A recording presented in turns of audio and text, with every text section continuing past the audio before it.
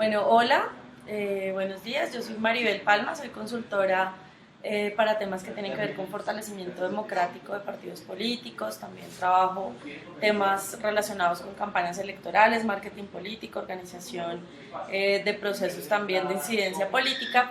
Y esta vez estoy participando con la Red de Innovación como tutora para este tema de la participación política de las mujeres. Vamos a hacer un recorrido breve y esperamos muy útil y muy enriquecedor para, sobre todo, analizar los niveles de participación política de las mujeres en los países de América Latina, pero también, sobre todo, para dar ideas en relación con el mejoramiento de este tema que es muy importante para el fortalecimiento de la democracia. Entonces vamos a empezar por hacer un recorrido sobre algunos temas que nos parecen de importancia para comprender este tema. Y quisiéramos empezar como con algunas reflexiones que permiten alentar este debate y sobre todo preguntarnos sobre la importancia de la participación política de las mujeres para el fortalecimiento de la democracia y también sobre, digamos, por qué este tema es importante, por qué la inclusión social no solamente de las mujeres, sino de diferentes grupos que han estado subrepresentados en la política, hace parte de los retos, digamos, de las sociedades modernas. Entonces, para empezar, la participación política de las mujeres es un asunto de derechos humanos. Creo que ese es un tema que debe orientar esta discusión y esta reflexión, y no solamente pensar que la participación política de las mujeres es un elemento simplemente de forma o de las características de un sistema político electoral, sino que hace parte de una discusión de los derechos humanos. En segundo lugar, una sociedad que se precie de ser democrática tiene que hacer todos los esfuerzos posibles para que ninguna persona sea discriminada o excluida para ejercer sus derechos, y por supuesto estos incluyen los derechos políticos. Y por eso precisamente la reflexión anterior, y es que efectivamente participar de la vida democrática de una sociedad no es un tema menor, no es un tema solamente de hacer algo, digamos, de una actividad como cualquier otra, sino que hace parte justamente del ejercicio pleno de los derechos de cualquier ciudadano y cualquier ciudadana, y por lo mismo cualquier tipo de discriminación que impida que en este caso las mujeres o cualquier persona esté y haga parte del poder y haga parte de las decisiones de su territorio o de su sociedad, pues hace parte justamente de acciones discriminadoras. La tercera reflexión para empezar es que el ejercicio de ningún derecho puede ser condicionado, y la participación política hace parte de los derechos políticos de cualquier persona, por lo mismo no puede ser condicionada. La inclusión en lo político no puede estar condicionada a ser hombre. En América Latina, además, hombres con unas características muy específicas. Entonces, si vemos, digamos, cómo ha estado caracterizado el poder en nuestros países, básicamente son hombres, mestizos, propietarios, heterosexuales, digamos, con unas características que han hecho que el poder haya estado condicionado efectivamente algunas características y algunas condiciones sociales, lo cual termina siendo, como decíamos anteriormente, pues discriminado.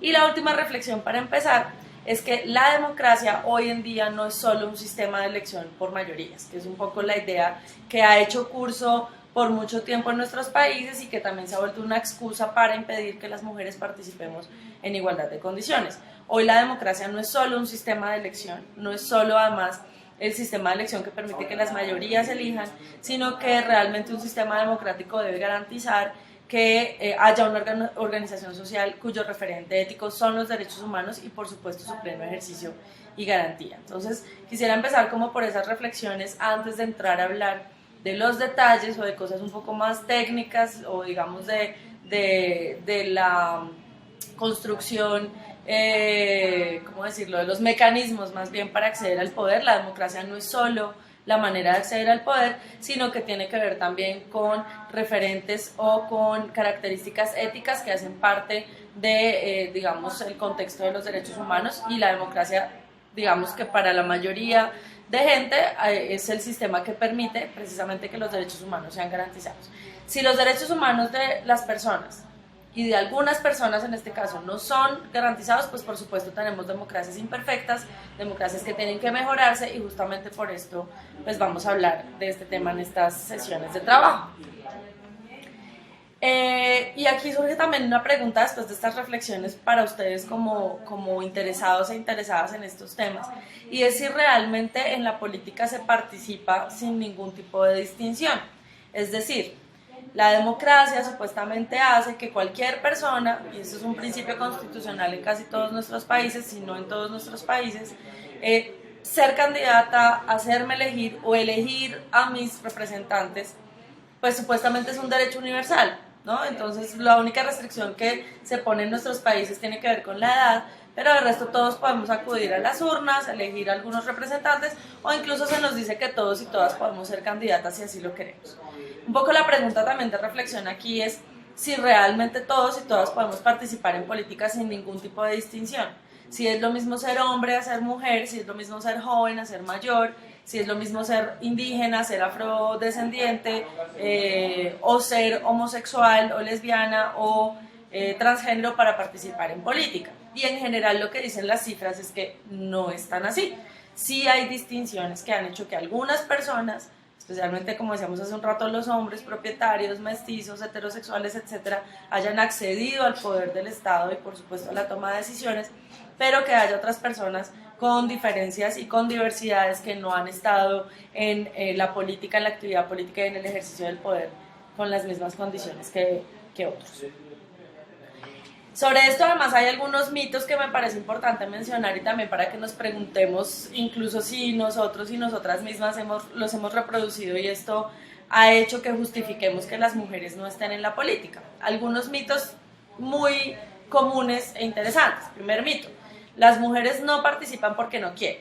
A las mujeres no nos interesa participar en política. Esa es una de las frases más comunes, más sonadas y que incluso las mismas mujeres lo decimos, ¿no? No, pero es que, por ejemplo, a los partidos políticos les cuesta un trabajo terrible salir a buscar candidatas porque es que efectivamente las mujeres pues no participan porque no quieren.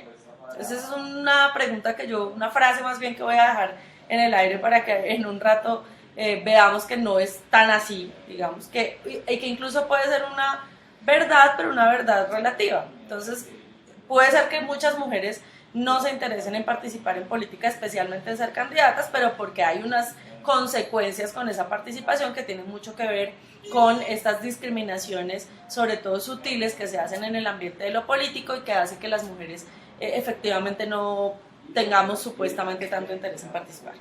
Segundo mito: las mujeres no son exitosas electoralmente, entonces las mujeres no sacamos votos, ¿no? Cuando las mujeres conforman las listas, eso se hace pues porque hay leyes de cuotas que lo obligan o porque pues es que se ve feo no tener mujeres en las listas de los partidos porque realmente las mujeres no sacan votos. Ese es otro mito también y bueno, ahí en este caso voy a hablar concretamente del caso colombiano, que es el que más conozco, pero digamos que eso cuantitativamente se ha demostrado que tampoco es cierto. Tercer mito: como las mujeres somos tan complicadas y cambiantes, e incluso tengo que decir aquí con mucho pesar que alguna vez escuché a un líder político, a una persona de un alto nivel en un partido político mencionando que él consideraba que las mujeres no participábamos en política porque sufríamos de un drama hormonal. Entonces, como las mujeres tenemos cambios hormonales en el mes, pues es que nos cuesta mucho permanecer en política porque un día queremos una cosa y al otro día queremos la otra, ¿no? Entonces, como las mujeres somos tan complicadas, pues efectivamente nos cuesta mucho permanecer en política. Y el último mito, hay muchos más, pero yo quisiera mencionar esos porque no tenemos tanto tiempo. La democracia es simplemente que accede al poder el que más votos tiene y el que más apoyo consigue y punto, ¿no? En esa medida, pues que las mujeres salgamos a buscar los votos igual que los hombres y pues como estamos en igualdad, pues básicamente la democracia es que el pueblo elija a los que más votos tienen y punto, ¿no? Sobre estos mitos entonces algunas reflexiones también. Primero, les decía, es relativamente cierto que las mujeres no participemos porque no queremos o porque no nos interesa. Y sobre esto quiero mencionar un estudio interesante que ha hecho una politóloga colombiana que se llama Angélica Bernal. Este es pues está en la bibliografía recomendada sobre estos módulos. El texto, uno de los textos que ella hace, porque tiene varios, se llama ¿Qué es ganar y qué es perder en política? Los retos en la participación electoral de las mujeres. Y ella menciona una cosa que me parece esquematiza muy claramente y ordena más bien las ideas sobre este mito específico de las mujeres no participamos porque no queremos. Ella dice que efectivamente muchas mujeres no participamos en política, pero eso tiene que ver con obstáculos que enfrentamos para participar en política. Es decir, esta falsa creencia de que como los partidos políticos son organizaciones abiertas y que además en todas nuestras constituciones se menciona que las personas somos libres de elegir y ser elegidas, entonces que estamos en igualdad de condiciones y que simplemente nos falta animarnos, sacudirnos de complejos y participar. Pues esto no es tan cierto y este estudio, como les digo, ordena un poco más estas ideas. ¿Qué dice este estudio? Hay tres grupos de obstáculos o tres momentos más bien que enfrentamos las mujeres con obstáculos para participar en política y vamos a hablar un poco de cada uno de estos obstáculos. Los primeros que ella menciona en este estudio son los obstáculos de partida y básicamente los define como las carencias que poseen las mujeres en términos de destrezas, conocimientos y oportunidades para entrar en el juego político en igualdad de condiciones con los hombres. Y aquí cuando hablamos de carencias no estamos diciendo que las mujeres somos menos buenas para lo político o que somos mejores para otros espacios, sino más bien que hay el simple hecho de no haber participado históricamente en el escenario de lo público, por supuesto que hace que no tengamos las mismas destrezas. Entonces quisiera mencionar esa distinción porque me parece importante. No es que no tengamos habilidades, es distinto además tener destrezas y habilidades a tener, digamos, para poder estar en un espacio con tranquilidad, a que no estemos suficientemente formadas, educadas, etcétera, y por eso no estemos en lo político. De hecho, los esfuerzos de la cooperación internacional y de los gobiernos de los países de América Latina en los últimos años han hecho que las mujeres, con excepción de algunos países, pero las mujeres hemos podido acceder a la educación de una manera incluso mayor a los hombres, al menos en Colombia es así, las mujeres en este momento somos más educadas que los hombres, así que no termina esta no siendo una justificación para no estar en lo público, sino más bien no hemos estado en lo público tradicionalmente y esto hace que no tengamos las mismas destrezas de cómo funciona el poder. Esto quisiera también hacer la aclaración que no tiene tanto que ver con niveles de formación formal, digamos, de la universidad, de la escolaridad, sino de esa habilidad que da poder haber estado en un espacio, digamos, en una actividad permanentemente. Entonces, esos son los obstáculos de partida. Las mujeres nos enfrentamos a que, por ejemplo, una lideresa quiere salir de lo comunitario para empezar a ser elegida, para ser concejala en su municipio, para ser alcaldesa o lo que sea, y realmente no sabe cómo funciona lo público, no sabe cómo funciona el poder del Estado, y eso pues termina muchas veces haciendo que las mujeres se desanimen para participar. El segundo grupo, y antes de continuar, esto además tiene que ver con la igualdad de condiciones con los hombres, ¿no? Esto es, digamos, como les decía, no tiene que ver con que las mujeres o los hombres, entre más formados o más formadas, hagamos un mejor trabajo, sino que efectivamente el no haber estado en escenarios de este estilo de una manera permanente hace que no necesariamente estemos en igualdad de condiciones con los hombres. Segundo grupo de obstáculos son los obstáculos impuestos por la cultura en términos de los estereotipos sobre las esferas de acción y los papeles que deben cumplir las mujeres y que las aleja del mundo de lo público. Ahorita estábamos hablando de algunos mitos sobre la participación política de las mujeres, pues aquí surgen frases tan comunes como, bueno, y si ella va a ser candidata, ¿dónde va a dejar a los hijos? ¿No? O cuando realmente a los hombres pues no se les pregunta dónde dejan a sus hijos mientras están haciendo política. O cosas tan fuertes como seguramente si alcanzó un nivel de liderazgo es porque quién sabe con quién se enredó. Estoy hablando de enredos de tipo sexual o de tipo romántico o lo que sea, que son muy comunes alrededor de la participación de las mujeres.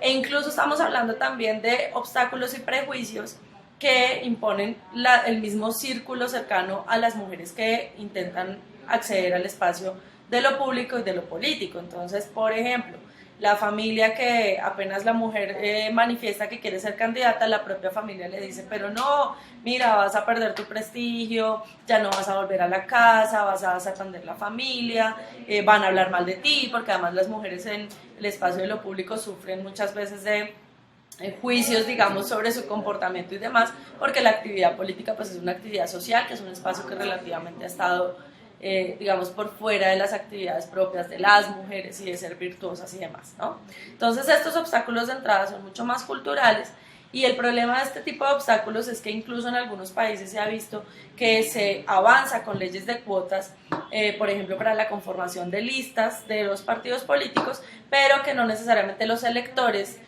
van a preferir votar por mujeres porque, aunque no sea una cosa tan visible, en el momento de votar surgen prejuicios de este estilo de ella tan buena y tan inteligente, pero yo prefiero no votar por ella porque pues ella tiene ocupaciones familiares o quién sabe con quién se enredó para estar en lo público, como lo habíamos dicho hace un rato. El tercer grupo de obstáculos que menciona Angélica Bernal en este texto son los obstáculos de permanencia, y ella las define como las dinámicas y características propias del quehacer político con las que las mujeres no se sienten identificadas y que muchas veces consiguen desanimarlas y devolverlas al espacio de lo privado o de lo comunitario. Los índices de permanencia de las mujeres que ya logran salir electas y que se quedan o que vuelven a elegirse para un mismo cargo de elección popular son bajísimos y son de una desproporción más bien altísima en relación con los hombres. Es decir, los hombres logran normalmente volverse a elegir varias veces además, y las mujeres muchas veces no, por dos motivos. Uno, por lo que veíamos hace un rato de los obstáculos de partida, y es que muchas mujeres acceden al poder del Estado o a los cargos de elección popular, y cuando llegan se encuentran que son espacios donde no han estado y no pueden estar cómodamente.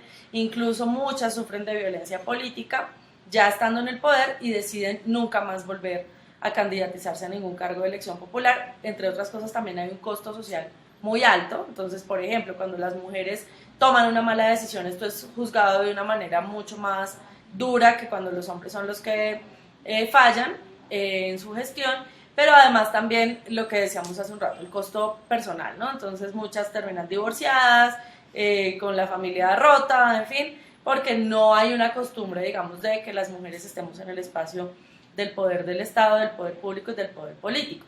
Entonces esto termina desanimándolas. Y dos, por lo que decíamos también hace un rato, y es, pues muchas veces cuando una mujer falla, esto es visto de una manera mucho más dura, hay un juicio mucho más duro sobre estas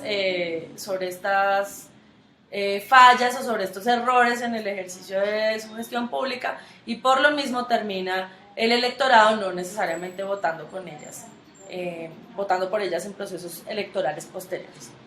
Aquí me voy también a referir a por qué las mujeres no estamos en el espacio de lo público con tanta comodidad como lo están los hombres. Y esto tiene que ver con una cosa mucho más fuerte, y es, por supuesto, que pertenecemos a sociedades patriarcales y pertenecemos a sociedades que han establecido una separación de roles absolutamente clara entre lo que deben hacer las mujeres y lo que deben hacer los hombres, y las cualidades que supuestamente tenemos unas y otros para estar en estos dos escenarios. Entonces, digamos que un poco la justificación de por qué las mujeres no estamos en política tiene que ver con que nos han asignado el espacio de lo privado, ¿no? Entonces las mujeres somos cuidadoras por naturaleza, eso es lo que cree la gente, la sociedad. Somos buenas para cuidar a los hijos, somos buenas, por ejemplo, una frase que yo escucho mucho en cursos y encuentros que se hacen con mujeres y hombres sobre este tema, y es que pues las mujeres administramos muy bien los recursos de la familia, ¿no? Somos muy buenas administradoras, rinde el dinero. Muchos hombres incluso dicen, no, mi mujer manda en la casa porque yo le entrego mi sueldo y ella es la que lo administra y lo administra perfectamente, pero curiosamente esa buena administración solo la hacemos en la casa, ¿no? Nadie dice es que las mujeres son buenas administrando el poder, como son buenas administrando el dinero del hogar, entonces van a hacerlo bien en público, sino que realmente a los hombres es a los que se les ha dado ciertas cualidades para estar en el espacio de lo público con mayor comodidad. Entonces los hombres, cosas tan elementales como que no está mal ver a un hombre en la calle de noche, por ejemplo, y una mujer en la calle de noche pues genera todas las dudas, ¿no? Y la calle, por supuesto, es el espacio básico de lo público, de la afuera.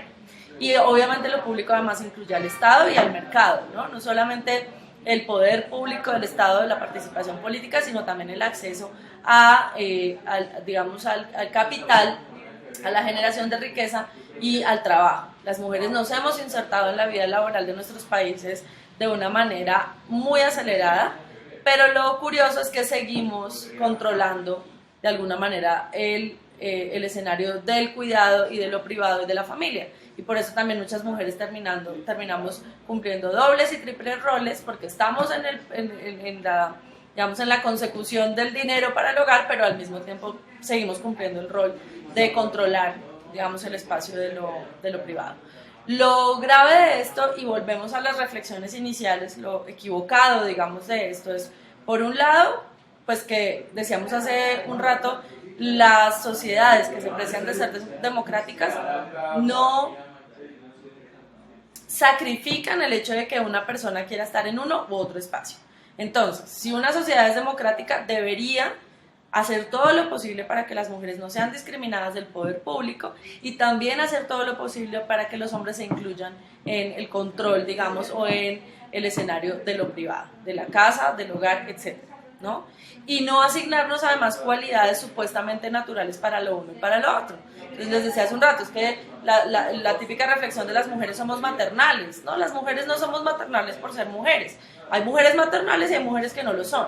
Así como hay hombres que les interesa o que son buenos para la gestión pública y hay hombres que definitivamente no lo son, y en nuestros países creo que muchos, la mayoría, han sido víctimas precisamente de hombres que han hecho mal su trabajo en el escenario público y en el escenario de lo político. Entonces, un poco la reflexión aquí con este tema también es cómo hacemos para desde nuestra cotidianidad, como interesados además en estos temas y además comprometidos con los derechos humanos y con sociedades realmente democráticas, cómo hacemos esfuerzos para que ni las mujeres estén circunscritas exclusivamente a lo privado, a la casa y a la familia y a lo íntimo, y los hombres no solamente a lo público, al Estado y al mercado, sino que realmente podamos transitar libremente por esos dos escenarios como ciudadanos y ciudadanas sujetas de derecho. Entonces, este tema de la división sexual de lo social es lo que termina haciendo que las mujeres enfrentemos los obstáculos que estábamos mencionando hace un rato. Otra reflexión que quería también mencionar y que me parece importante es que digamos, los grupos sociales que han sido excluidos del poder o que han estado subrepresentados en las democracias de nuestros países, en los sistemas políticos de nuestros países, pues son diversos, ¿no? Al principio lo decíamos, los grupos, por ejemplo, LGBT, los jóvenes, los grupos étnicos en nuestros países, que tenemos países tan diversos étnicamente, comunidades indígenas, pueblos indígenas, afrodescendientes, negros, raizales, en fin. Hay una diversidad altísima en nuestros países, pero curiosamente los que han accedido al poder son personas como con unas características muy específicas. Y es cierto que hay muchos grupos excluidos y discriminados. Sin embargo, con el caso de las mujeres hay un tema particular, y es que las mujeres no somos un grupo social, no somos un sector social, las mujeres somos más de la mitad de la población de cualquiera de nuestros países. Las sociedades que no hacen esfuerzos para que las mujeres puedan sobrepasar estos obstáculos y participar efectivamente en la vida política de sus países están desconociendo la participación de más de la mitad de la población. Entonces, digamos que el tema de la participación política de las mujeres, sin querer, por supuesto, quitarle peso a la participación política de otros grupos sociales tan importantes para nuestros países como cualquier otro, concretamente con las mujeres estamos hablando de una exclusión mucho más grave en términos de se está excluyendo a más de la mitad de la población, y eso lo demuestran las cifras, en lo cual vamos a hablar en otro de los módulos que vamos a trabajar. Por último, para un poco avanzar en este tema, este es nuestro módulo introductorio. Como ven, es un módulo muy de reflexiones, muy de hacernos preguntas, incluso como líderes, lideresas, ciudadanos, en fin, como personas que estamos interesadas en estos temas. Entonces, lo último que quisiera mencionar como elementos de reflexión es que las mujeres, además de eso que decíamos hace un rato de cómo nos hemos dividido socialmente los roles en la sociedad, precisamente, cómo las mujeres hemos estado asignadas a lo privado, ha pasado algo que se puede volver una trampa, ¿no? Y que es bastante común en América Latina.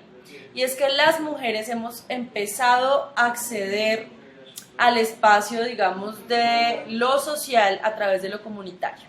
Y esa es una cosa interesante porque sin duda lo comunitario hace parte de, digamos, de la participación política. O sea, en lo comunitario también se hace política, pero en esto hay una cosa muy importante, y es que lo comunitario no es el poder.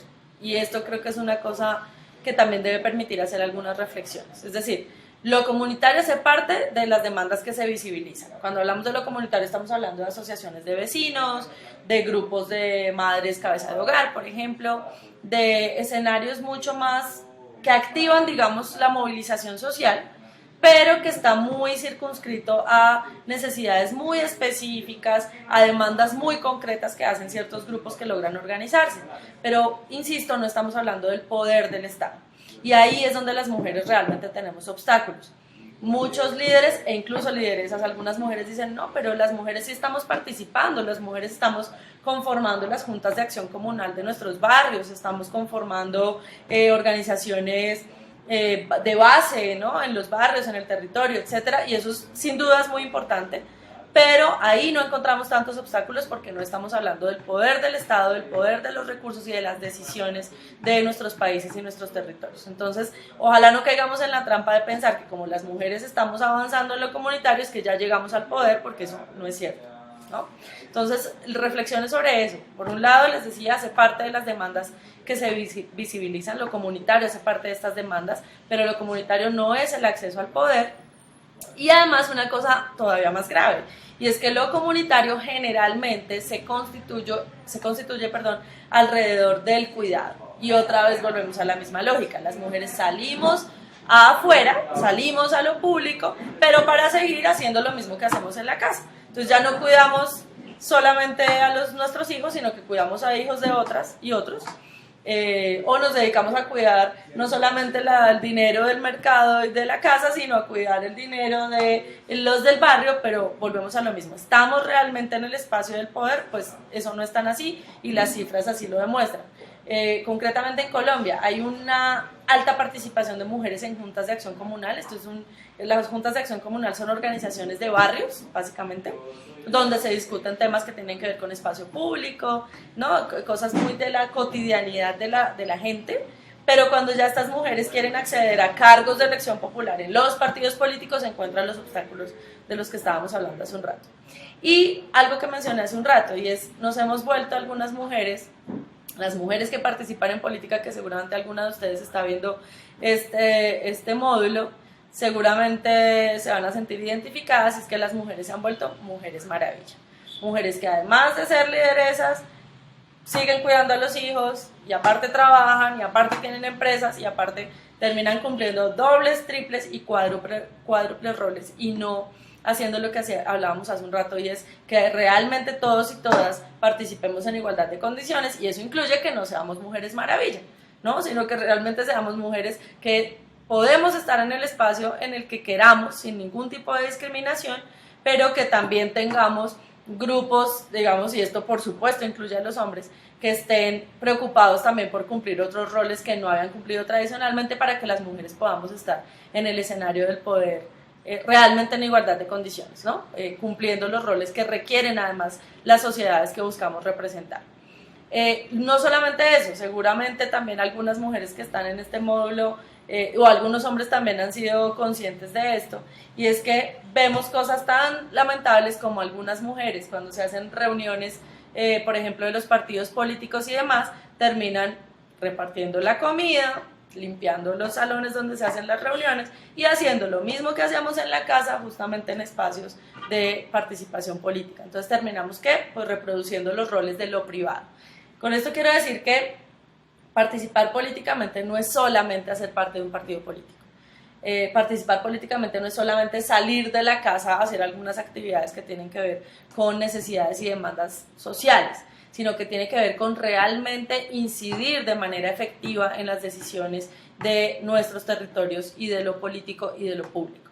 Y esto es un tema mucho mayor que requiere un compromiso no solamente de las mujeres que nos animamos a participar, sino justamente de esas sociedades, digamos, que se precian de ser democráticas y que van a garantizar que las mujeres estén en igualdad de condiciones en estos espacios. Entonces, hasta aquí el módulo de introducción y nos vemos para el segundo.